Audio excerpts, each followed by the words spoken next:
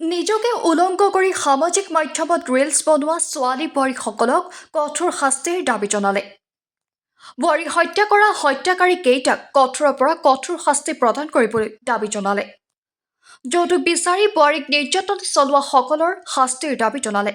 এইদৰে প্ৰতিবাদী কাৰ্যসূচী গ্ৰহণ কৰি নাৰী নিৰ্যাতন আৰু বোৱাৰী হত্যাৰ বিৰুদ্ধে লখিমপুৰ জিলা আয়ুক্ত কাৰ্যালয়ৰ সন্মুখত জাগৃত নাৰী শক্তি লখিমপুৰ ধেমাজি জিলা সমিতিৰ প্ৰতিবাদী কাৰ্যসূচী।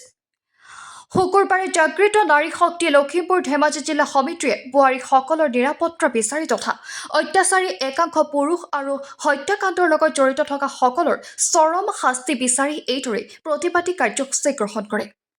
যোৱা 13 জুন তাৰিখে জিলাখনৰ নাওবৈচাৰ বোৱাৰী গীতা দত্তৰ হত্যাকাৰী স্বামী তথা পৰিয়ালটোৰ যিসকল জড়িত আছিল সকলোকে কঠোৰৰ পৰা কঠোৰতম শাস্তি দিবলৈ লখিমপুৰ জিলা আয়ুক্তৰ জৰিয়তে মুখ্যমন্ত্ৰীলৈ স্মাৰক পত্ৰ প্ৰেৰণ কৰে।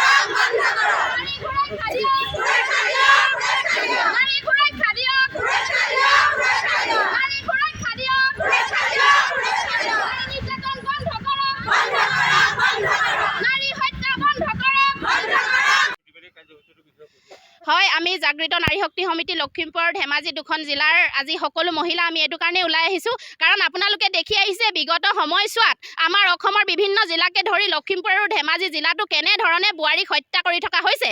গতিকে আমি এই হত্যাকাণ্ড ৰোধ কৰিবৰ বাবে আৰু হত্যাকাৰীসকলক উচিত শাস্তি দিবৰ বাবে আমি সকলো মহিলা একত্ৰিত হৈ ওলাই আহিছোঁ। আচলতে সকলোখিনি মহিলা একোগৰাকী মাক একোজনীহেঁতে মাকে অনুভৱ কৰে যে নিজৰ ছোৱালীজনী এঘৰলৈ উলিয়াই দিয়াৰ পিছত যেতিয়া হাঁহ কুকুৰা মৰাৰ নিচিনাকৈ নেলু চেপি মাৰে তেতিয়া মাকগৰাকীয়ে অনুভৱ কৰে সেই দুখটো কেনেকুৱা লাগে। গতিকে এনেকুৱা যাতে নহওক, আৰক্ষী প্ৰশাসনে বিহিত ব্যৱস্থা লওক। আৰক্ষী আমাৰ মাননীয় আয়ুক্ত মহোদয়ৰ জৰিয়তে আমি ডক্টৰ হিমন্ত বিশ্ব শৰ্মা মহোদয়লৈ আমি মেমোনিয়াম পত্ৰ আনিছোঁ যাতে এই বিষয়টো দৃষ্টিগোচৰ কৰক। আৰু এটা কথা ক'ব বিচাৰিছোঁ, যিটো পৰকীয়া প্ৰেমৰ কাৰণে আচলতে গোটেই ঘটনাখিনি ঘটি আছে। যেতিয়া এনেকুৱা প্ৰেমত মানুহ লিপ্ত হৈ থাকে তেতিয়া নিজৰ পত্নীগৰাকীক কেতিয়াও ভাল নেদেখে। গতিকে আনৰ লগত পৰকীয়া প্ৰেম কৰি থকা সকলে যি কৰিছে আপোনালোকে দেখিছে, বেনাৰত যিকেইগৰাকী ফটো আমি দিছোঁ গোটেই কেইগৰাকী অন্তৰালত কিন্তু পৰকীয়া প্ৰেমে সোমাই আছে। গতিকে পৰকীয়া প্ৰেমটো বন্ধ কৰিব লাগে। আৰু আমাৰ মহিলাসকলে, যিসকল মহিলা আচলতে আমি ক'ব নাযাওঁ তেওঁলোকৰ আমাৰ দাবীত আমি লিখি দিছোঁ, যিসকল মহিলাই নিজকে সামাজিক মাধ্যমত উলংঘ কৰি ৰিলছ ভিডিঅ' বনায় সেইসকল মহিলাৰ ওপৰতো কিন্তু আৰক্ষী প্ৰশাসনে দৃষ্টিগোচৰ কৰিব লাগে বা তেওঁলোকতো বিহিত ব্যৱস্থা ল'ব লাগে। আমাৰ আচলতে মেইন আজি আমাৰ দাবী হৈছে যে আমাৰ একদম কাষতে সিদিনাখনি 13/6 আমাৰ নাওবৈচাৰ গীতাশ্ৰী দত্তৰ হাজবেণ্ড পাপু হাজৰিকাই এনেকুৱা ধৰণে হাঁহ কুকুৰা মৰাৰ নিচিনাকৈ নেলু চেপি মাৰিলে আমি তাৰ জ্বলন্ত উদাহৰণ। গতিকে এইটো ক'ব বিচাৰিছোঁ যাতে এনেকুৱা ঘটনা দ্বিতীয়বাৰ নহওক।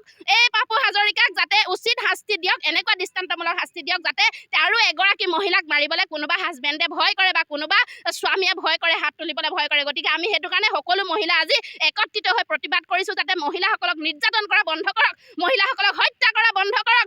যদি কিবা কাৰণত তোমালোকে নিজৰ পত্নীগৰাকীক বা নিজৰ বাই ভনীগৰাকীক কিবা কাৰণত বেয়া পাইছা, আইনৰ জৰিয়তে নিজৰ পিতৃগৃহত চমজাই দিয়া, কিন্তু হত্যা কৰিব পৰা অধিকাৰ কাৰো নাই। গতিকে আমি আপোনালোকৰ জৰিয়তে ক'ব বিচাৰিছোঁ যাতে নাৰী হত্যাটো অসমত বন্ধ হওক আৰু মহিলা নিৰ্যাতিত কৰাটো বন্ধ হওক।